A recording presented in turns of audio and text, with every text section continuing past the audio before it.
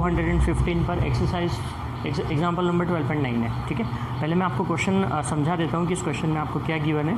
इस एग्जाम्पल में, एग्जाम्पल 12.9 है ये आपके एनसीईआरटी का इलेक्ट्रिसिटी का। इस एग्जाम्पल में आपको एक इलेक्ट्रॉनिक सर्किट गिवन है। ठीक है, इस इलेक्ट्रिक सर्किट में 5 रेजिस्टेंस है, R1, R2, R3, R4, R5, जिसके साथ एक बैटरी लगी हुई है V और एक अमीटर लगा हुआ है। ठीक है, आपको इस क्वेश्चन में इन 5 रेजिस्टेंस की वैल्यूज़ गिवन है। R1 10 Om, 40 Om, 30 Om, 20 ohm and 60 ओम। साथ में ये भी गिवन है कि ये जो बैटरी है ये 12 वोल्ट की बैटरी है। ठीक है, और अब इसके बाद आपको फाइंड करना है इस क्वेश्चन में टोटल रेजिस्टेंस क्या है इस सर्किट का। इस इलेक्ट्रिक सर्किट का टोटल रेजिस्टेंस क्या होगा वो फाइंड करना है, एंड टोटल करंट कितना फ्लो हो रहा है इस रेजिस्टेंस में आपको ये भी फाइंड करना है। ठीक है, करंट और रेजिस्टेंस फाइंड करना है, टोटल करंट क्या है और टोटल रेजिस्टेंस क्या है इस इलेक्ट्रिक सर्किट में जो कि गिवन है। ओके, तो अब इस टाइप के जो क्वेश्चन होते हैं जिसमें आपको एक इलेक्ट्रिक सर्किट गिवन है with some resistances connected in series और इन पैरेलल। ठीक है ना, whatever the combination is, साथ में एक बैटरी भी गिवन है। तो अब मैंने आपको क्या कहा था, कोई भी न्यूमेरिकल क्वेश्चन सॉल्व करने के लिए आपके पास में क्या होना चाहिए, क्वेश्चन ध्यान से पढ़िए। मैंने आपको क्वेश्चन एक्सप्लेन कर दिया, ये इलेक्ट्रिक सर्किट गिवन है और ये वैल्यूज़ गिवन है, हमने गिवन वैल्यूज़ भी लिख ली। देन अब हमको क्या करना है, एक सूटेबल फार्मूला अप्लाई करना है। सूटेबल फार्मूला अप्लाई करना है तो फाइंड क्या करना है आपको, आर एंड आई, आर और आई फाइंड करना है, टोटल रेजिस्टेंस और करंट। तो अभी प्रीवियस टॉपिक में हमने पढ़ा था कॉम्बिनेशन ऑफ रेजिस्टेंसेस। तो सबसे पहले हम ये देखेंगे कि ये जितने सारे रेजिस्टेंसेस गिवन है हमको, ये किस कॉम्बिनेशन में है। ठीक है, ये सारे रेजिस्टेंसेस किस कॉम्बिनेशन में है, पहले हमको इस इलेक्ट्रिक सर्किट को देख के ये पहचानना है, उसके बाद ही हम आगे का काम करेंगे। क्योंकि हमें जब टोटल करंट निकालना है तो हमें ओम्स लॉ लगाना पड़ेगा, V = IR। उसमें V की वैल्यू हमें पता है कि इस पूरे इलेक्ट्रिक सर्किट का टोटल पोटेंशियल डिफरेंस है 12 वोल्ट गिवन है। V = IR होता है, I तब फाइंड होगा जब R फाइंड हो जाए। R यानी कि होगा टोटल रेजिस्टेंस उस इलेक्ट्रिक सर्किट का। तो यानी सबसे पहले हमको जो फाइंड करना है वो क्या फाइंड करना है, टोटल रेजिस्टेंस फाइंड करना है इस इलेक्ट्रिक सर्किट के लिए। तो अब टोटल रेजिस्टेंस फाइंड करने के लिए पहले हमको देखना होगा कि ये सारे रेजिस्टेंसेस किस कॉम्बिनेशन में हैं, सीरीज़ में हैं या पैरेलल में हैं। ओके, तो आपको कैसे दिख रहे हैं सारे रेजिस्टेंसेस, देखिए बहुत ही जल्दी आप डिसीजन मत लिया कीजिए इस किसी भी इलेक्ट्रिक सर्किट के लिए। ठीक है, जब भी आपको सॉल्व करना है तो, क्योंकि देखने से आपको कुछ और दिखेगा लेकिन हो सकता है एक्चुअली में कुछ और सिचुएशन हो। जो हमने सीरीज़ कॉम्बिनेशन और पैरेलल कॉम्बिनेशन पढ़ा था उसका इलेक्ट्रिक सर्किट आपको याद होगा, है ना। मैंने आपको याद करने का तरीका भी बताया था कि सीरीज़ का मतलब है कि आप समझ लीजिए ट्रेन के डिब्बे जो सारे कनेक्टेड हैं, यानी कि कॉम्बिनेशन से जो रेजिस्टेंसेस का है वो हो सीरीज़ है। पैरेलल के लिए मैंने आपको बताया था, याद रखें, विंडो की ग्रिल्स, ये जो विंडो की ग्रिल्स होती हैं वो एक दूसरे की कैसे होती है, पैरेलल। फर्स्ट लुक में ये दिख रहे हैं कि पांचों रेजिस्टेंस कैसे हैं, पैरेलल,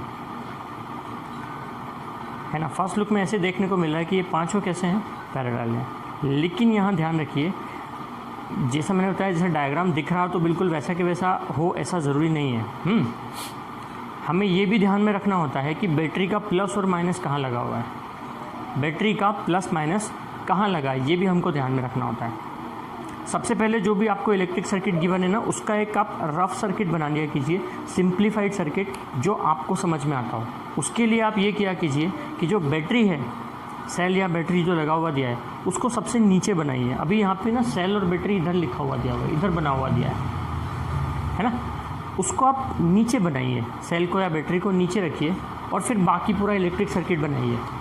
तो ये जो इलेक्ट्रिक सर्किट गिवन है सब वायर्स ही हैं, ये जो आपको दिख रहे हैं, है ना। अगर मैं ये जो वायर्स हैं इनको कुछ ऐसा करूं कि इसको ऐसे करके मैं फैला दूं, ऐसे इधर से, मैं इसको इधर से नीचे से करके देखूं, इस डायग्राम को मतलब मैं ऐसा कर दूं, तो ये डायग्राम कुछ कुछ कैसा हो जाएगा। देखिए, ये बैटरी का प्लस है, ये बैटरी का माइनस है। ठीक है, ये प्लस हुआ,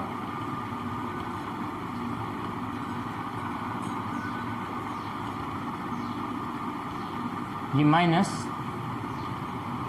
अब इस बैटरी का ये जो प्लस से जा रहा है वायर, ये किधर कनेक्टेड है, इससे दो निकल रहे हैं और ये दोनों रेजिस्टेंसेस आपको कैसे दिख रहे हैं, पैरेलल में दिख रहे हैं। ये दोनों रेजिस्टेंस कैसे हैं, ये दोनों आपस में क्या है, पैरेलल। मैं इसे मान लेता हूँ, इन दोनों में पैरेलल का फार्मूला लगाएंगे तो एक नया रेजिस्टेंस आ जाएगा, उसको मान लिया मैंने R डैश। आर डैश क्या है? R1 और R2 का रिजल्टेंट है। R1 और R2 का टोटल रेजिस्टेंस है R डैश। ठीक, अब ये वाले एंड से निकल रहा है एक वायर जिसमें की भी लगी हुई है। की वगैरह पे तो हमें ध्यान देना नहीं, वो कहीं भी लगी हो सकती है, मीटर लगा हुआ है, ठीक है। ये माइनस से जो निकल रहा है वायर, ये यहाँ से फिर से 3 रेजिस्टेंसेस आपस में, ये तीनों कैसे दिख रहे हैं आपको? पैरेलल में दिख रहे हैं, R3, R4 और R5। ये तीनों भी पैरेलल में। मान लीजिए इन तीनों का जो टोटल रेजिस्टेंस है वो है R डबल डैश, ठीक है। और फिर इन दोनों कॉम्बिनेशन के बीच में कहीं पे लगा हुआ है अमीटर, और यहाँ कहीं लगी हुई थी की। तो ये जो गिवन इलेक्ट्रिक सर्किट था उसको ऐसा बनाया जा सकता है, समझ में आया? ये दोनों आपस में पैरेलल है, ओके। इन दोनों का एक रिजल्टेंट आया, उसको मैंने मान लिया R डैश। ये तीनों आपस में पैरेलल है, इन तीनों का एक नेट रेजिस्टेंस आया, उसको मैंने मान लिया R डबल डैश। अब ये जो R डैश और R डबल डैश, ये देखिए एक ही सिंगल वायर से कनेक्टेड है।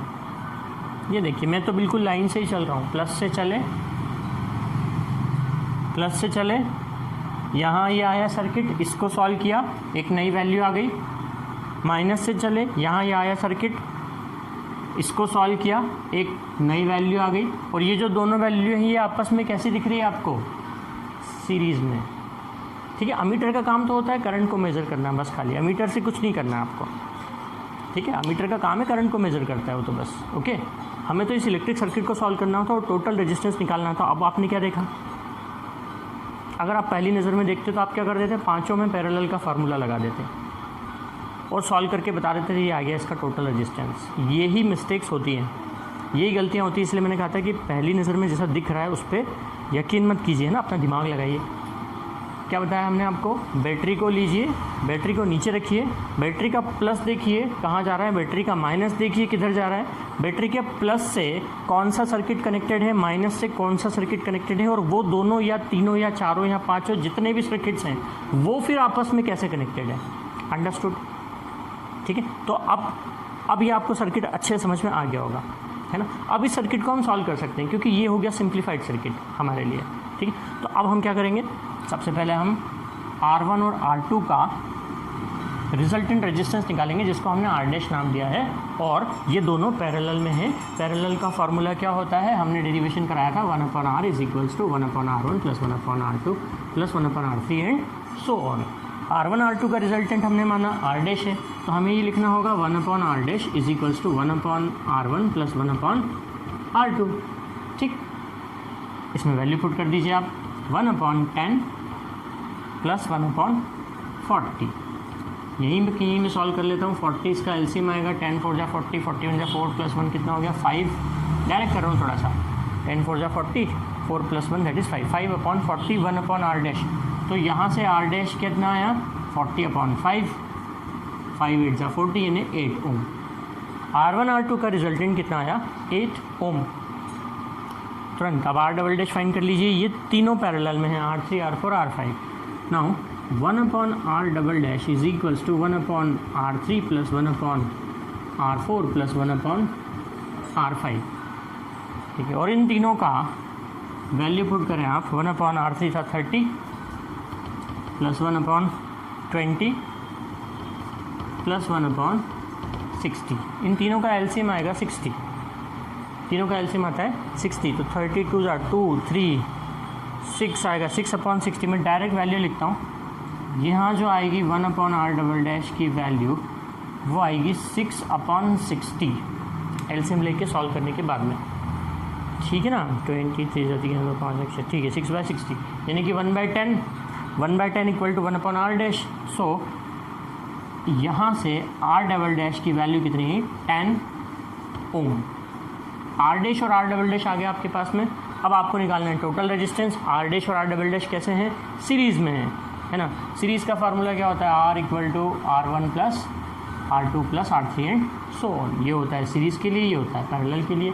R dash R double dash series में है, तो R डैश और R डबल डैश का नेट रेजिस्टेंस कितना आ जाएगा? यहाँ लिख देता हूँ मैं। आपका जो आंसर आया कि टोटल रेजिस्टेंस इस इलेक्ट्रिक सर्किट का हुआ R equal to R dash plus R double dash that is 8 + 10 means 18 ohm, 18 ohm. तो एक आंसर आ गया आपके पास में। इस इलेक्ट्रिक सर्किट का टोटल रेजिस्टेंस की वैल्यू आ गई है 18 ओम। आर की वैल्यू आ गई। अब आपको किसकी वैल्यू फाइंड करना है? इलेक्ट्रिक करंट, टोटल करंट इस रेजिस्टेंस में कितना फ्लो हो रहा है। 2 क्वेश्चन पूछे थे, total resistance and total current. Total resistance आ गया 18 ओम, आपको फाइंड करना है टोटल करंट। मैं यहाँ निकलवा देता हूँ आपके लिए, यहाँ लिख रहा हूँ मैं टोटल करंट। ओम्स लॉ लगा दीजिए, V = IR, तो I = कितना होगा? V/R। V की वैल्यू 12 है गिवन, और R की वैल्यू है 18, 12/18, 12/18 मीन्स 6 × 2 = 12, 6 × 3 = 13, 2/3 एम्पियर। यूनिट जरूर लिखा कीजिए, करंट की यूनिट होती है एम्पियर, तो 2/3 एम्पियर या 0.66 लिख सकते हैं आप एम्पियर। ठीक, ये आपका आंसर हो गया, सोल्यूशन हो गया इस इलेक्ट्रिक सर्किट के लिए। समझ में आया आपको ये, है ना? नहीं तो बार बार रिपीट करके देखिएगा वीडियो को, अगर नहीं आया तो फिर भी अच्छे से आपको शायद आ गया होगा समझ में कि क्वेश्चन कैसे सॉल्व हुआ है ना? पहले से देख के आप तुरंत डिसीजन मत ले लिया कीजिए कि सब के सब पैरेलल में दिख रहे हैं, पैरेलल का फॉर्मूला लगा दो पांचों में। नहीं, ये एक अलग सर्किट दिख रहा है हमको, यहाँ पे एक अलग सर्किट दिख रहा है। किसी भी इलेक्ट्रिक सर्किट को छोटे छोटे टुकड़ों में पार्ट करके आप सॉल्व करेंगे तो आपसे गलती नहीं होगी कभी भी। एक साथ पूरा मत सॉल्व कीजिए, छोटे छोटे पार्ट्स में सॉल्व कीजिए। हमने पहले ये पार्ट सॉल्व किया, फिर ये पार्ट सॉल्व किया, फिर इन दोनों को आपस में सॉल्व किया, देखिए तो हमसे कोई मिस्टेक नहीं हुई, क्वेश्चन सॉल्व हो गया। ठीक है, नेक्स्ट क्वेश्चन हम ले रहे हैं एक्सरसाइज का क्वेश्चन ले रहे हैं हम नेक्स्ट। ये एक्सरसाइज है पेज नंबर 216 पे एनसीईआरटी का। इसका जो फर्स्ट क्वेश्चन है उसमें लिखा है कि just the equivalent resistance when the following are connected in parallel. तो इसमें आपको जो भी रेजिस्टेंसेस पैरेलल में दिए हैं डायरेक्टली आपको पैरेलल का फॉर्मूला लगा के सॉल्व करना है उसको। ठीक है, सेकंड क्वेश्चन में आपको ये गिवन है, देखिए सेकंड क्वेश्चन को अपन सॉल्व करते हैं। सेकंड क्वेश्चन में गिवन है एन इलेक्ट्रिक लैंप ऑफ 100 ओम। चलो 1 बाय 1 हम रजिस्टेंसेस की वैल्यू लिखते जाते हैं। इलेक्ट्रिक लैंप है, उसका रजिस्टेंस है 100 ohm. A toaster of resistance 50 ohm, एक टोस्टर है उसका रजिस्टेंस है 50 ohm. And a water filter of resistance 500 ohm, एक वाटर फिल्टर है उसका रजिस्टेंस है 500 ohm. Are connected in parallel to a 220 volt source. ये तीनों डिवाइसेस पैरेलल में कनेक्टेड हैं 220 वोल्ट की बैटरी से, पैरेलल में कनेक्टेड है। What is the resistance of an electric iron connected to the same source that takes as much current as all three appliances and what is the current through it? Okay, अब question आपसे ये पूछा है कि उस electric iron का resistance क्या है जो सेम सोर्स से कनेक्टेड है, that takes as much current as all three appliances, जितना करंट ये तीनों अप्लायंसेस लेते हैं, ठीक है, ड्रॉ करते हैं बैटरी से, उतना ही करंट वो इलेक्ट्रिक आयरन भी ड्रॉ करती है। ये लैंप का रेजिस्टेंस है, लैंप है, एक टोस्टर है और एक वाटर फिल्टर है। लैंप, टोस्टर और वाटर फिल्टर, इन तीनों के रेजिस्टेंस गिवन है। ये तीनों एक बैटरी से 220 वोल्ट की बैटरी से पैरेलल में कनेक्टेड हैं। ये तीनों मिलके जितना टोटल करंट ड्रॉ करते हैं बैटरी से, उतना ही करंट ड्रॉ करती है एक इलेक्ट्रिक आयरन यानी प्रेस। ठीक है, उस प्रेस का रेजिस्टेंस आपको फाइंड करना है और आपसे ये पूछा है कि and what is the current through it, और उसके थ्रू कितना करंट फ्लो हो रहा है वो भी फाइंड करना है। ठीक है, तो जितना करंट इन तीनों के थ्रू फ्लो होगा उतना ही करंट इलेक्ट्रिक आयरन के थ्रू फ्लो हो रहा है, वो फाइंड हो जाएगा। और उस इलेक्ट्रिक आयरन का फिर क्या फाइंड करना है? रेजिस्टेंस फाइंड करना है। तो यहाँ आपको कोई इलेक्ट्रिक सर्किट ड्रॉ करने की जरूरत है क्या? देखिए, अगर आपसे क्वेश्चन में बोला हो कि इलेक्ट्रिक सर्किट भी ड्रॉ करो तो ही आप इलेक्ट्रिक सर्किट ड्रॉ करें, अदरवाइज इलेक्ट्रिक सर्किट ड्रॉ करने की जरूरत नहीं है। अगर बिना इलेक्ट्रिक सर्किट ड्रॉ करे क्वेश्चन सॉल्व हो रहा है, दैट्स गुड, कर दीजिए। क्वेश्चन में आपसे अगर कहें कि इलेक्ट्रिक सर्किट भी ड्रॉ करके बताइए तो ही ड्रॉ करना, अदरवाइज आपको कोई इलेक्ट्रिक सर्किट ड्रॉ करने की जरूरत नहीं है। बस क्वेश्चन को पढ़िए, समझिए और सॉल्व कर दीजिए। आपको 3 रेजिस्टेंस गिवन है जो कि तीनों पैरेलल में कनेक्ट है, एक बैटरी से कनेक्ट है, तीनों पैरेलल में है ऐसा बोल दिया है, यानी तीनों का एक कॉम्बिनेशन का रेजिस्टेंस आ जाएगा पैरेलल का फार्मूला लगा के, जिसकी वैल्यू क्या होगी? आर। V की वैल्यू गिवन है, V और R आपके पास में आ गए तो आप ओम्स लॉ लगा दीजिएंगे, V = IR, I आ जाएगा। आपको I फाइंड करना है कि कितना करंट फ्लो हो रहा है। जितना करंट इन तीनों के थ्रू फ्लो हो रहा है उतना ही करंट आयरन के थ्रू फ्लो हो रहा है, इलेक्ट्रिक आयरन के थ्रू। आ गया एक आंसर आपका। ठीक है, और उस इलेक्ट्रिक आयरन का रेजिस्टेंस निकालना है, तो उस इलेक्ट्रिक आयरन में कितना करंट फ्लो हो रहा है ये आपने फाइंड कर लिया। वो इलेक्ट्रिक आयरन सेम सोर्स से कनेक्टेड है 220 वोल्ट से, तो V की वैल्यू सेम है, I की वैल्यू सेम है, रेजिस्टेंस आ जाएगा भाई। ठीक है, तो अभी क्या करना है आपको, सिंस ये तीनों कैसे कनेक्टेड है, पैरेलल में कनेक्टेड है, since R1 R2 R3 are connected in parallel, तो इनका जो टोटल रेजिस्टेंस होगा उसके लिए आप पैरेलल का फार्मूला लगाएंगे 1/R equals to 1/R1 plus 1/R2 plus 1/R3, means 1/R equals to 1/100 plus 1/50 plus 1/500। इन तीनों का एलसीएम आता है 500। यहाँ हुआ 5, यहाँ हुआ 10 और यहाँ हुआ 1, यानी 16/500। 1/R equal to 16/500। Let me check सही है कि नहीं, 150 500, ठीक है, 500 5 सा 10 सा 1, ठीक है। तो R इक्वल्स टू कितना होगा, देखिए 1/R इक्वल टू 16/500, तो R इक्वल टू होगा 500/16। इसे कैंसिल आउट करके फाइंड कर लीजिएगा कि टोटल रेजिस्टेंस क्या आ रहा है। कंप्लीटली डिवाइड होता है क्या, चेक करते हैं।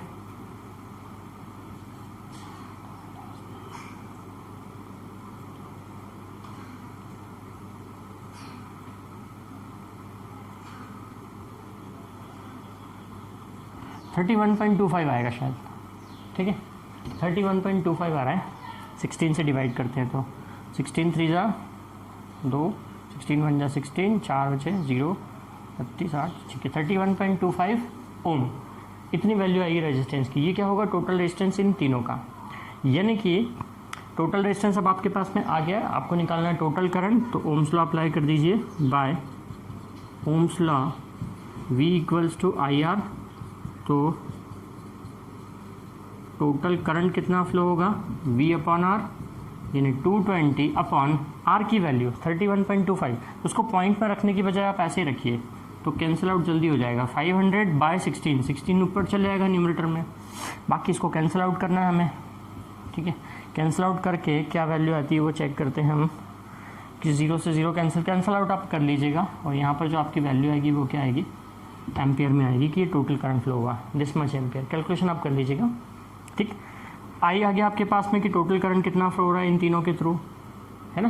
तो ये तीनों जिस सर्किट में कनेक्ट हैं, जिस बैटरी से कनेक्ट है, सेम सोर्स से कनेक्टेड है, इलेक्ट्रिक आयरन, तो इलेक्ट्रिक आयरन का टोटल करंट भी यही होगा, और इलेक्ट्रिक आयरन का रेजिस्टेंस फाइंड करना है ना। तो आई की वैल्यू यही है, वी सेम है 220, आई और वी सेम है तो आर भी सेम होगा। आर कितना आया था 31.25 ओम, यानी इलेक्ट्रिक आयरन का रेजिस्टेंस भी कितना है 31.25 ओम। अंडरस्टूड, समझ में आ गया ना आपको अच्छे से, ठीक है। चलो नेक्स्ट क्वेश्चन लेते हैं इसका जो नेक्स्ट क्वेश्चन है, ये सेकंड क्वेश्चन था एक्सरसाइज का। थर्ड क्वेश्चन है, what are the advantages of connecting electric devices in parallel with the battery instead of connecting them in series. तो देखिए ये क्वेश्चन बहुत पूछा जाता है एग्जामिनेशंस में। क्वेश्चन मैं आपको रिपीट करता हूँ, और अच्छा क्वेश्चन है, इंपॉर्टेंट क्वेश्चन भी है, कई बार पूछा जाता है, आपके टेस्ट वगैरह में भी पूछ लेंगे कि डिवाइसेस को पैरेलल में ही क्यों कनेक्ट किया जाता है बैटरी के साथ में, सीरीज में क्यों नहीं कर सकते। What are the advantages of connecting electrical devices in parallel with the battery instead of connecting them in series. Question number 3 है ये, कि डिवाइसेस को बैटरी के साथ में पैरेलल में ही क्यों कनेक्ट किया जाता है, सीरीज में क्यों नहीं कनेक्ट किया जा सकता। इसके आप वो बताइए, एडवांटेजेस बताइए, ठीक है। तो देखिए मैं आपको थोड़ा सा एक्सप्लेन करके बताता हूँ इसको, कि हम पैरेलल में ही क्यों कनेक्ट करते हैं सारे डिवाइसेस को। हमारे घरों का जो इलेक्ट्रिक सर्किट होता है, मतलब इलेक्ट्रिक वायरिंग जो होती है, जिसको बोलते हैं डोमेस्टिक इलेक्ट्रिक सर्किट, उसमें भी हमारे जितने भी अप्लायंसेस होते हैं घरों में भी, टीवी है, फ्रिज है, cooler, AC, washing machine and others etcetera, switches, ठीक है, CFLs, LEDs, सभी कुछ पैरेलल में कनेक्टेड होते हैं, सीरीज़ में नहीं कनेक्टेड होते। अब ये सबके सब पैरेलल में क्यों कनेक्टेड होते हैं, जब मैंने आपको रेजिस्टेंसेस का पैरेलल और सीरीज़ कॉम्बिनेशन बताया था, ध्यान समझिएगा ना, तब हमने क्या देखा था कि जब रेजिस्टेंसेस पैरेलल में कनेक्टेड रहते हैं तो उन सब पर पोटेंशियल डिफरेंस कैसा रहता है, सेम, यानी सबको एक जैसा पोटेंशियल डिफरेंस मिलता है जितना बैटरी का है। जब बैटरी सपोज 220 वोल्ट का है पावर सप्लाई, तो अगर अप्लायंसेस सारे पैरेलल में कनेक्टेड रहेंगे तो सारे अप्लायंसेस को 220 वोल्ट का पोटेंशियल डिफरेंस मिलेगा। सेम वोल्टेज मिलेगा, इसका मतलब पोटेंशियल डिफरेंस का मतलब वोल्टेज बोलते हैं उसको, सेम वोल्टेज मिलेगा अगर पैरेलल में कनेक्टेड हुए तो V सेम रहता है, ठीक है। डिवाइस के रेजिस्टेंस के अकॉर्डिंगली करंट उसमें फ्लो होता है, V सेम है सबके लिए, R सबका अलग अलग है तो I सबके लिए अलग अलग होगा, सब में अपनी कैपेसिटी के अकॉर्डिंगली यानी उनके रेजिस्टेंसेस के अकॉर्डिंगली इलेक्ट्रिक करंट फ्लो हो जाएगा। मेनली मैंने क्या कहा कि अगर पैरेलल में कनेक्टेड हुए तो पोटेंशियल डिफरेंस सबको सेम मिलेगा, यानी सारे अप्लायंसेस को सेम वोल्टेज मिलेगा। इसकी बजाय अगर वो सीरीज में कनेक्ट होते तो हमने इससे सर्किट सीरीज का ऐसा पढ़ा था, है ना। अगर यहाँ बैटरी लगी हुई है कोई, तो अगर वो सीरीज में कनेक्टेड हुए अप्लायंसेस तो पोटेंशियल डिफरेंस सारे जितने डिवाइसेस हैं सब पर एक जैसा नहीं रहेगा, यानी अलग अलग रहेगा, और करंट सब में कैसा फ्लो होगा, एक जैसा फ्लो होगा। बट हमारे जो इलेक्ट्रिकल अप्लायंसेस होते हैं, इलेक्ट्रिक सर्किट उनका जो डिज़ाइन होता है वो इस तरीके से होता है कि वो एक पर्टिकुलर अमाउंट ऑफ करंट ही उसमें से फ्लो हो सकता है। अगर उससे ज़्यादा करंट फ्लो हुआ तो वो इलेक्ट्रिकल अप्लायंसेस क्या हो जाते हैं, ख़राब हो जाते हैं, जल जाते हैं। तो जो सबसे पहले लगा हुआ है इलेक्ट्रिकल अप्लायंसेस, ठीक है ना, अब उसके रजिस्टेंस के अकॉर्डिंगली सपोज अगर उसका रजिस्टेंस बहुत कम हुआ तो उसमें बहुत ज़्यादा करंट फ्लो हो जाएगा, बहुत ज़्यादा करंट फ्लो हो जाएगा तो that electrical appliances can damage, वो इलेक्ट्रिकल अप्लायंसेस डैमेज भी हो सकता है, ठीक है।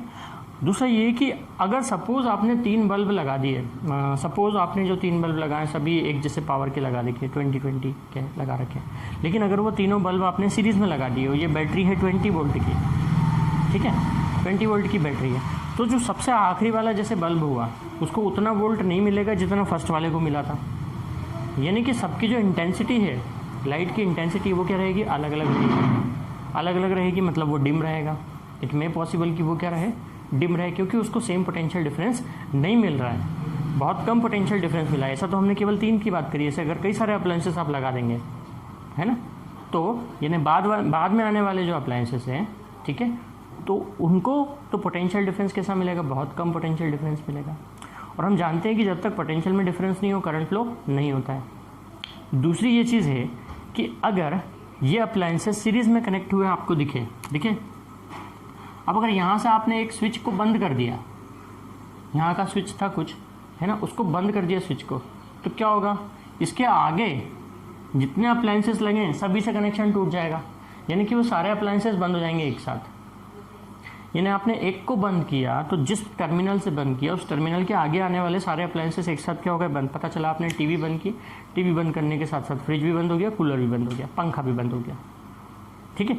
इसके बाद आने वाले सारे अप्लायंसेस क्या हो जाएंगे, बंद हो जाएंगे। क्यों? क्योंकि पावर सप्लाई बंद हो गया, सीरीज में कनेक्टेड थे।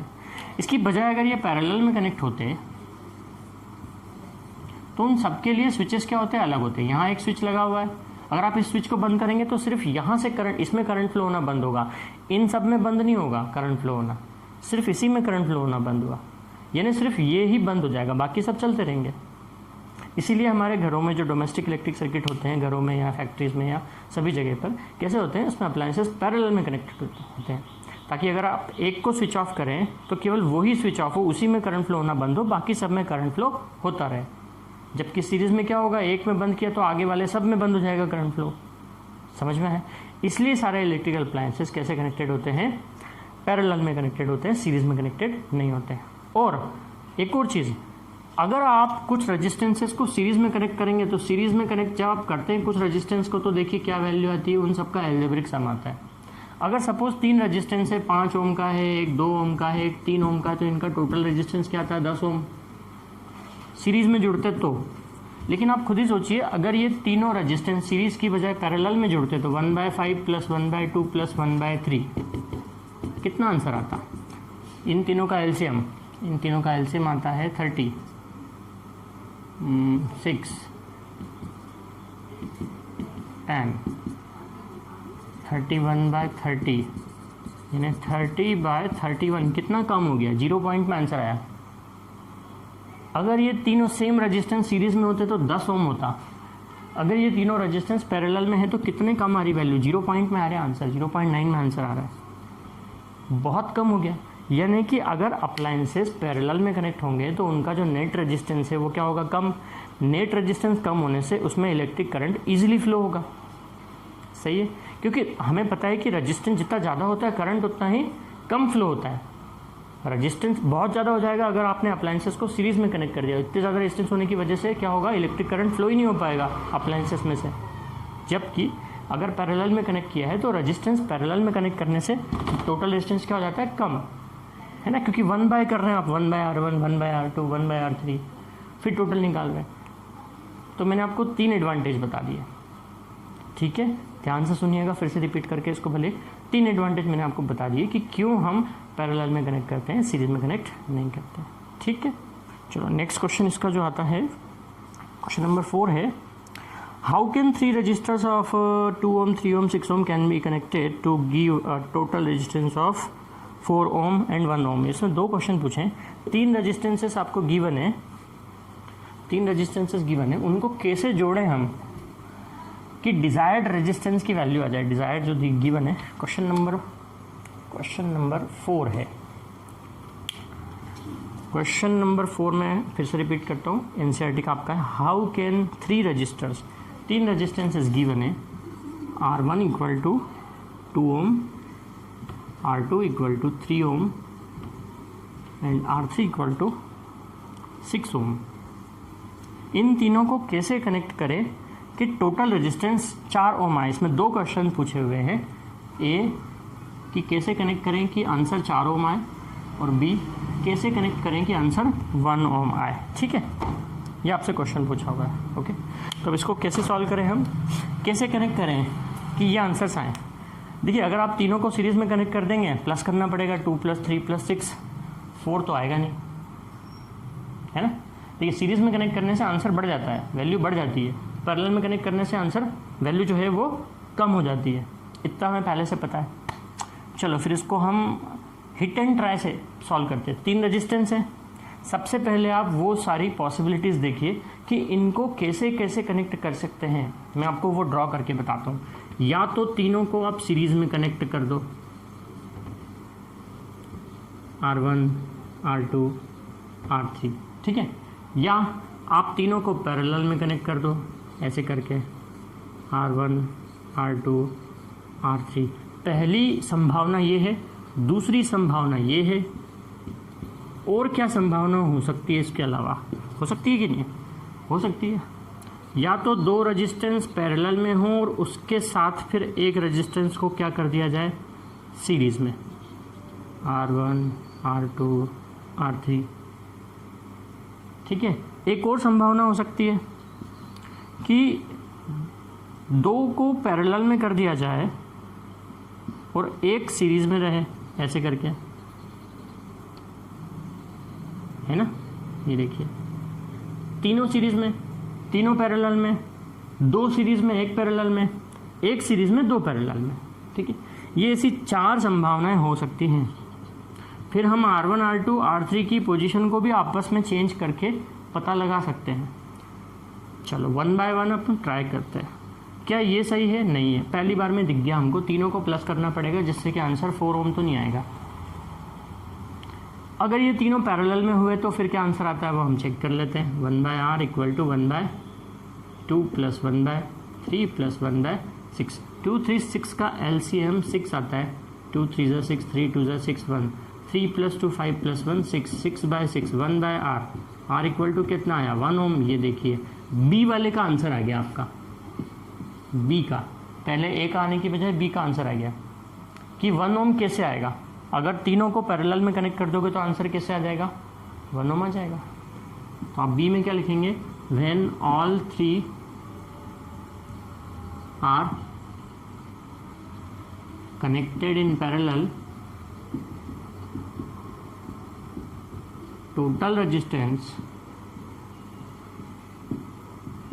Will be 1 ohm। इस तरीके से फाइंड करके बता दीजिए, ये सर्किट भी बना दीजिए और सॉल्यूशन भी कर दीजिए कि 1 ohm कैसे आ रहा है। तीनों पैरेलल में है तो 1 ohm आंसर आ रहा है। अब ये बात करते हैं 4 ohm कैसे आएगा। अब इस पे विचार करते हैं। अगर R1, R2 सीरीज़ में तो 2 + 3 5 और R3 पैरेलल में 1/5 + 1/6 करने से तो आंसर 4 नहीं आएगा। अगर ऐसा हुआ तो R2 और R3 अगर पैरेलल में है और R1 सीरीज़ में है, मतलब ये है 2 ohm ये है 3 ओम, ये है 6 ओम, ठीक है। तो अगर 3 और 6 को पहले सॉल्व करेंगे हम, यानी कि 1/3 + 1/6, इसका एलसीएम आता है 6, 3 2 6, 3/6 1/2, यानी आर की वैल्यू आई 2 और ये 2 4, आ गया आंसर।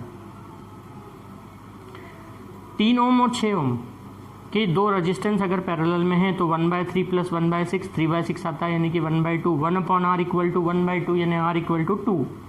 इन दोनों का टोटल रेजिस्टेंस आया 2 ओम। 2 के साथ ये वाला 2 कैसा है, सीरीज में प्लस होता है डायरेक्ट, 2 + 2 कितना आ जाएगा, 4 ओम, ठीक है। तो ए वाले का आंसर भी आ गया कि जब 3 ओम और 6 ओम के रेजिस्टेंस पैरेलल में हो और उसके साथ 2 ओम का रेजिस्टेंस कैसा हो, सीरीज में हो, तो टोटल रेजिस्टेंस क्या आ जाएगा, 4 ओम। यानी इसमें आप अपना आंसर ऐसे लिखेंगे कि when 3 ohm and 6 ohm are in parallel with 2 ohm in series, total resistance will be 4 ohm। और आप सॉल्व करके भी बताएंगे, ऐसा सर्किट बना के, ऐसा सर्किट बना के सॉल्व करके बताएंगे। इन दोनों का जो रिजल्टेंट आया 2 ओम आया, फिर ये दोनों सीरीज में है तो 2 + 2 कितना हो जाएगा, 4 ओम हो जाएगा, ठीक है। समझ में आ गया ना। आपको अब आंसर कैसे करना है इस वाले क्वेश्चन का, ठीक है। थोड़ा सा अलग क्वेश्चन था ये, अब आपको समझ में आता जा रहा होगा धीरे धीरे करते करते। और भी हम बहुत सारे क्वेश्चन करेंगे इसके, न्यूमेरिकल क्वेश्चन। किसी एक लाइव क्लास लेंगे at the end of the chapter, और उसमें फिर इसके जो न्यूमेरिकल क्वेश्चन है और भी अलग अलग, जिसमें इलेक्ट्रिक सर्किट्स गिवन है ना, और उसके टोटल रेजिस्टेंस हमको फाइंड करना है, करंट फाइंड करना है, ठीक है, उसके क्वेश्चन सॉल्व करेंगे हम। इसका लास्ट क्वेश्चन है, what is the highest and lowest total resistance that can be secured by combination of 4।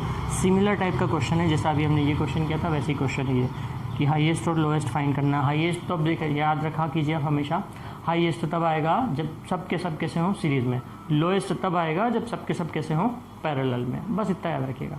Highest lowest के लिए, हाईएस्ट रेजिस्टेंस और लोएस्ट रेजिस्टेंस के लिए, ठीक है। तो चलिए हम नेक्स्ट टॉपिक लेते हैं अपने इसी चैप्टर का नेक्स्ट टॉपिक। अभी इसमें एक टॉपिक और बचा हुआ है आपका, हीटिंग इफेक्ट बचा है, heating effect of electric current. Heating effect of electric current बचा है, इलेक्ट्रिक पावर। 2 टॉपिक बचे हुए हैं आपके इलेक्ट्रिसिटी वाले चैप्टर में, ठीक है। ये दोनों टॉपिक हम पढ़ते हैं। तो अभी हम आ जाते हैं heating effect of electric current पे। तो समझिए heating effect of electric current क्या होता है, पहले उसको समझ लीजिए, एक्सप्लेनेशन समझ लीजिए, फिर हम इसका डेरिवेशन वगैरह करते हैं। हीटिंग इफेक्ट क्या होता है, देखिए हीटिंग इफेक्ट का मीनिंग क्या हुआ कि हीटिंग इफेक्ट के पहले हम एग्जांपल देखते हैं, लाइव एग्जांपल क्या क्या है हीटिंग इफेक्ट के। इलेक्ट्रिक आयरन, बटन ऑन किया, थोड़ा सा वेट किया, है ना, आयरन क्या हो जाती है, गर्म हो जाता है, उसका जो बेस है क्या हो जाएगा, गर्म हो जाएगा। टोस्टर हुआ, है ना, सैंडविच मेकर हुआ, आपका हीटर हुआ, वाटर हीटर हुआ। ये सारे जितने मैंने आपको एग्जांपल बताए, ये किस पर बेस्ड है, इलेक्ट्रिक करंट के हीटिंग इफेक्ट पे, कि इसमें इलेक्ट्रिकल एनर्जी किस में कन्वर्ट हो रही है, हीट एनर्जी में। देखिए टेलीविज़न में तो इलेक्ट्रिकल एनर्जी हीट एनर्जी में कन्वर्ट होती नहीं, कूलर में होती नहीं, फ़ैन में होती नहीं, ठीक है, लैपटॉप में होती नहीं, मोबाइल में होती नहीं।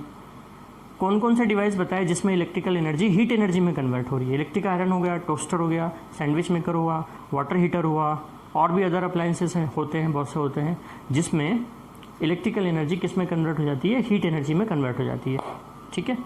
तो अब ऐसा कैसे होता है वो हम समझते हैं कि ऐसा क्यों होगा, किस वजह से ऐसा होता है, उसमें क्या यूज़ ऐसा होता है कि जिससे जैसे ही आपने स्विच ऑन किया, पर्टिकुलर जो पोर्शन होता है उस डिवाइस का, वो पोर्शन क्या हो जाता है, गर्म हो जाता है ना।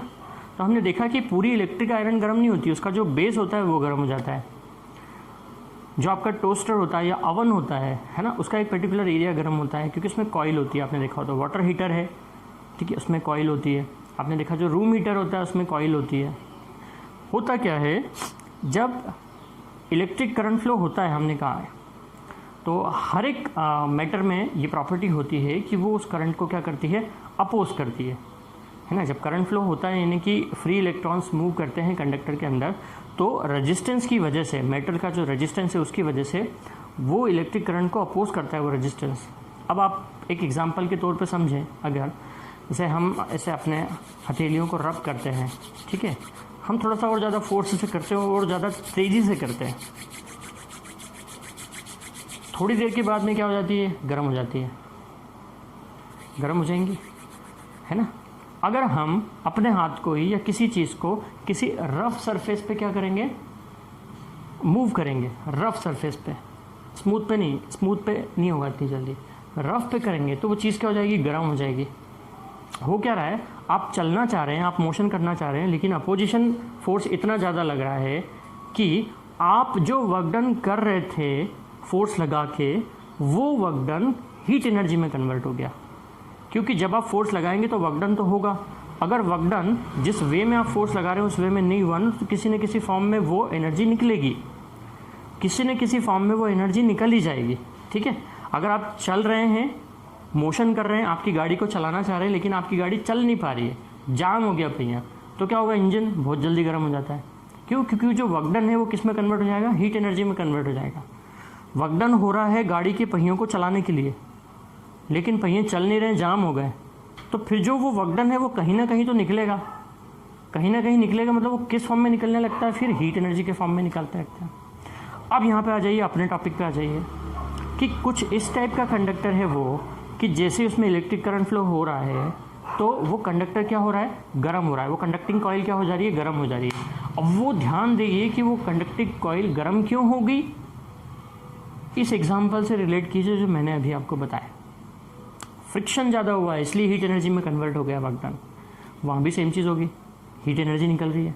अब यहाँ पे मैंने आपको फ्रिक्शन से किससे रिलेट किया था, रेजिस्टेंस है, यानी कि एक ऐसा मेटल है, एक ऐसा मैटर है कि जिसकी रजिस्टिविटी बहुत ज़्यादा है, रजिस्टिविटी बहुत ज़्यादा होने की वजह से क्या हो रहा है, वो गर्म हो रहा है। यानी जो वर्क डन हो रहा है फ्री इलेक्ट्रॉन्स के द्वारा, चलना तो चाह रहे हैं लेकिन चल नहीं पा रहे हैं, इलेक्ट्रिक करंट फ्लो तो होना चाह रहा है लेकिन फ्लो हो नहीं पा रहा है, तो क्या हो रहा है, हीट एनर्जी के फॉर्म में कन्वर्ट हो रहा है वो। यानी कि आपको क्या पता चला, जैसे कि रजिस्टिविटी अगर बहुत ज़्यादा हो गई तो इलेक्ट्रिक करंट किस फॉर्म में कन्वर्ट हो जाएगा, हीट एनर्जी के फॉर्म में कन्वर्ट हो जाएगा।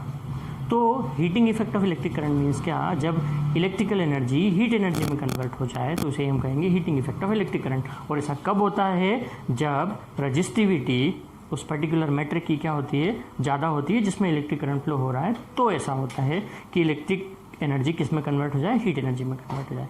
क्या कभी आपने ऐसा देखा है कि किसी वायर में कंटिन्यूसली, जैसे वायर में करंट फ्लो हो रहा है, जैसे सपोज यही वायर है, अभी इसमें भी करंट फ्लो हो रहा है, very small amount of current flow हो रहा है, लेकिन कितनी भी देर तक फ्लो होता रहे ये गर्म नहीं होगा, ऐसा नहीं होगा कि ये गर्म होकर मेल्ट हो जाएगा और ठीक है ब्रेक हो जाएगा, ऐसा नहीं होगा। टीवी का वायर है, फ्रिज का वायर है, जो तार होते हैं जिनके थ्रू करंट फ्लो होता है, क्या वो तार कभी गर्म होकर मेल्ट होकर ब्रेक हो जाते हैं? जी नहीं, ऐसा नहीं होता, यूजुअली ऐसा नहीं होता है जब तक कि शॉर्ट सर्किट ना हो, ठीक है।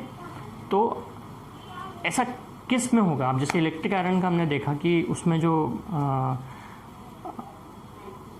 पर्टिकुलर मेटल लगा हुआ है, ठीक है, उसमें ऐसा हो रहा है, हीटर में ऐसा हो रहा है, तो ऐसा क्यों हो रहा है, हमने कहा कि ऐसा होना चाहिए मेटल जिसकी रजिस्टिविटी ज़्यादा हो।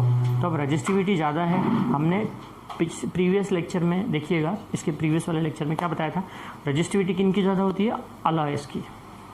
अलॉय की रजिस्टिविटी क्या होती है, प्योर मेटल से थोड़ी ज़्यादा होती है। तो यहाँ जो मेटल यूज होता है एज ए हीटिंग एलिमेंट, उसको आप क्या कहते हैं, एज ए हीटिंग एलिमेंट, वो है नाइक्रोम। नाइक्रोम एक अलॉय है, नाइक्रोम निकल और क्रोमियम का अलॉय, ठीक है, और उसमें थोड़ा सा अमाउंट मैग्नीज का भी होता है। तो नाइक्रोम यानी निकल और क्रोमियम का अलॉय होता है वो, जो आपके इलेक्ट्रिक आयरन में यूज़ होता है as a heating element. Toaster में, वाटर हीटर में जो यूज़ होता है वो क्या है, नाइक्रोम है। और एक और होता है मैंगनीन, ठीक है, एक और होता है मैंगनीन, ये इनका यूज़ होता है इन सब में। अब लेकिन जो बल्ब होता है, जो पुराना वाला बल्ब होता था, एलईडी या सीएफएल नहीं, एलईडी या सीएफएल नहीं, जो पुराना बल्ब होता है ना पीले कलर वाला, उसमें एक छोटा बहुत ही बारीक सा तार होता है, आपने देखा है, वो तार क्या होता है, बर्न होता है, बहुत ज़्यादा huge amount of light energy उससे निकलने लगती है बटन ऑन करते से। वो लाइट एनर्जी एक्चुअली क्या है, वो हीट एनर्जी कन्वर्ट हो रही है लाइट एनर्जी में, वो बहुत गर्म हो जाता है। वो जो इतना पतला सा बहुत ही बारीक सा होता है वो तार, आपने देखा हो तो, लेकिन वो इतना गर्म हो जाता है कि उससे कितनी ज़्यादा लाइट निकलती है, आपका पूरा रूम क्या हो जाता है, इल्यूमिनेट हो जाता है ना, इतने से तार से, इतने बारीक से तार से। वो नाइक्रोम का नहीं होता है या मैंगनीन का नहीं होता है, वो होता है टंगस्टन का। वो जो वायर है बल्ब में जो यूज़ हो रहा है एज ए हीटिंग एलिमेंट, वो किसका वायर है? टंगस्टन का वायर है, ध्यान रखिएगा, ठीक है। तो टंगस्टन का वायर क्यों यूज़ करते हैं? क्योंकि उसकी एक स्पेशल प्रॉपर्टी है कि उसकी रेजिस्टिविटी वेरी हाई होती है। रेजिस्टिविटी वेरी हाई होने की वजह से वो क्या हो जाता है? बहुत ज़्यादा गर्म हो जाता है। अब यहाँ पे एक चीज़ और भी इम्पॉर्टेंट है कि अभी नाइक्रोम क्यों नहीं यूज़ कर सकते? वो भी तो गर्म हो रहा है ना, वो भी तो गर्म होता है, नाइक्रोम भी गर्म होता है, मैंगनीन भी गर्म होता है, फिर उसको क्यों नहीं यूज़ कर सकते as a heating element bulb में? लेकिन आपने देखा हो तो कभी इलेक्ट्रिक आयरन में से लाइट नहीं निकलती है, वाटर हीटर में से लाइट नहीं निकलती, टोस्टर में से लाइट नहीं निकलती, वो गर्म होता है, लाइट निकलती क्या? तो टंगस्टन ही एक ऐसा मटेरियल है जो गर्म होने पे लाइट एनर्जी क्या करता है? इमिट करता है, यानी उससे इतना ज़्यादा वो गर्म हो जाता है कि वो जो हीट एनर्जी है वो एज ए लाइट एनर्जी बाहर निकलने लगती है, ठीक है। और वो गल के टूटता भी नहीं है, ब्रेक भी नहीं होता है। जबकि ये जो नाइक्रोम या टंगस्टन है अगर इतने ज़्यादा गर्म हो गए ना तो ये ब्रेक भी हो सकते हैं, टूट भी सकते हैं, मतलब मेल्ट हो सकते हैं। लेकिन वो टंगस्टन का वायर मेल्ट नहीं होता है, बहुत टाइम तक चलता है, साल 2 साल 3 साल, बहुत ज़्यादा, कई बार बहुत ज़्यादा, इससे ज़्यादा भी चलते हैं वो, ठीक है, टंगस्टन के। तो कितना भी गर्म हो जाए आप उसको 4 घंटे 6 घंटे 8 घंटे 12 घंटे 24 घंटे कंटिन्यू चलाइए, यूजुअली वो ब्रेक नहीं होते हैं बल्ब, है ना। बल्ब का वो जो वायर होता है, तो किसका वायर है वो? बल्ब में जो यूज़ होता है टंगस्टन का। टंगस्टन को क्यों यूज़ कर सकते हैं? It has high resistivity and high melting point. इतना गर्म होने के बाद भी वो मेल्ट नहीं हो रहा है, बिकॉज तो कई बार क्वेश्चन आपसे ये पूछा जाता है कि बल्ब में टंगस्टन का क्यों यूज़ करते हैं, या बल्ब में किस मेटल का यूज़ करते हैं एज ए हीटिंग एलिमेंट? तो टंगस्टन का करते हैं। तो क्यों करते हैं? क्योंकि इट हैज़ हाई रेजिस्टिविटी, क्योंकि जब तक रेजिस्टिविटी हाई नहीं होगी हीट एनर्जी में कन्वर्ट नहीं होगी इलेक्ट्रिकल एनर्जी, और रेजिस्टिविटी हाई होने के साथ उसका मेल्टिंग पॉइंट भी हाई होना चाहिए। पता चले कि रेजिस्टिविटी तो हाई है, गर्म तो हुआ, लेकिन गर्म होते से टूट गया, ब्रेक हो गया। कितना पतला वायर रहता है वो आपने देखा है, लेकिन फिर भी वो ब्रेक नहीं होता है, ठीक है। अब वायर पतला ही क्यों रखते हैं? प्रीवियस लेक्चर पे जाइए फिर वापस। पतला होने से एरिया ऑफ क्रॉस सेक्शन कम होता है, एरिया ऑफ क्रॉस सेक्शन कम होने से रेजिस्टेंस ज़्यादा होता है, इन्वर्सली प्रोपोर्शनल है। जितना पतला होगा वायर रेजिस्टेंस उतना ही ज़्यादा होगा, ध्यान रखिए। मोटा होने से रेजिस्टेंस ज़्यादा नहीं होता है। आप रेजिस्टेंस वाले टॉपिक को फिर से अच्छे से सुनिएगा, समझिएगा। रेजिस्टेंस इन्वर्सली प्रोपोर्शनल होता है एरिया के, है ना, इन्वर्सली प्रोपोर्शनल। तो वायर अगर मोटा होगा तो रेजिस्टेंस तो कम होगा, वायर पतला होगा तो रेजिस्टेंस ज़्यादा होगा। तो समझ में आया कि बल्ब में टंगस्टन का ही क्यों यूज़ करते हैं, ठीक है। तो टंगस्टन का क्यों यूज़ किया? हाई रेजिस्टिविटी है, हाई मेल्टिंग पॉइंट है, and light energy can be heat energy can be converted in light energy, ठीक है, टंगस्टन के लिए। बाकी किसी के लिए यूज़ नहीं होती है वो, ठीक है। इसी टॉपिक को हम आगे वाले लेक्चर में भी कंटिन्यू रखेंगे कि नाइक्रोम और मैंगनीन के बारे में समझेंगे कि और क्या क्या यूज़ है। और एक और चीज़ है फ्यूज़ वायर। फ्यूज़ वायर को भी हमें समझना है कि फ्यूज़ वायर क्या चीज़ होती है, फ्यूज़ क्या होता है। जो इलेक्ट्रिकल अप्लायंस में आप बोलते हैं फ्यूज़ उड़ गया, लाइट बंद हो गई एकदम से, फ्यूज़ उड़ गया, तो फ्यूज़ क्या चीज़ है। नेक्स्ट टॉपिक में हम वो पढ़ेंगे फ्यूज़ क्या चीज़ है। और ये जो heating effect of electric current जो भी अपन ने टॉपिक स्टार्ट किया ना, तो कितना अमाउंट ऑफ हीट एनर्जी निकलती है एक पर्टिकुलर, अगर आपने वोल्टेज की बैटरी लगाई है किसी हीटिंग एलिमेंट में, उससे जितना करंट वो ड्रॉ कर रहा है उसके अकॉर्डिंगली कितना अमाउंट ऑफ हीट एनर्जी निकलेगी, उसके लिए एक फार्मूला है जो कि वेरी मोस्ट टाइम पे है। 5 नंबर 3 नंबर में क्वेश्चन आ जाता है वो बहुत बार, ठीक है। उस फार्मूले के लिए हम डेरिवेशन करेंगे, बहुत ही सिंपल सा डेरिवेशन है, और फिर उसके ऊपर बेस्ड न्यूमेरिकल क्वेश्चन। ये चैप्टर आपका थोड़ा बड़ा चैप्टर है, ठीक है, इतनी जल्दी खत्म होने वाला नहीं है। तो अभी हमें इसको फिनिश करने के लिए अभी तो कम से कम 3 लेक्चर और लगेंगे, ठीक है, ओके। तो इसको ध्यान से पढ़िएगा, बार बार देखिएगा, समझिएगा, और अपने से भी खुद क्वेश्चन सॉल्व करने की कोशिश कीजिएगा। अगर आपके कुछ डाउट्स हैं पूछिए, ठीक है। मैंने कहा ये चैप्टर फिनिश होने के बाद में एक लाइव लेक्चर लेंगे, उसमें न्यूमेरिकल क्वेश्चन भी हम और सॉल्व करेंगे, और न्यूमेरिकल क्वेश्चन सॉल्व करेंगे इलेक्ट्रिसिटी के, क्योंकि फाइनल एग्जाम में आते ही हैं इलेक्ट्रिसिटी के क्वेश्चंस, ठीक है। बाय।